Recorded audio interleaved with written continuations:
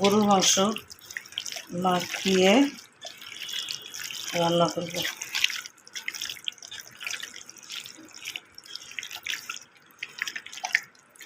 Pressure কুকারে নিয়েছিলাম মাংস রান্না করার জন্য, কিন্তু রান্না করা হলো না, কারণ গ্যাস নেই।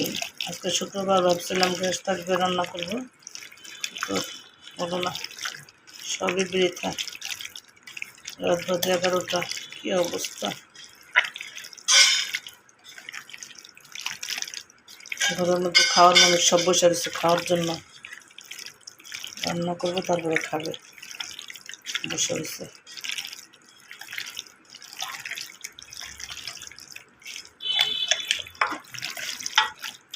এটার মধ্যে দিয়েছি হলুদ, মরিচ, ধনিয়া, জিরা, কিছু গরম মশলার গুঁড়া, তারপরে একটা টমেটো, তারপরে পেঁয়াজটা বেরেস্তা করে ভেজে নিয়েছি, কারণ কাঁচা পেঁয়াজের গন্ধ হবে, এই জন্য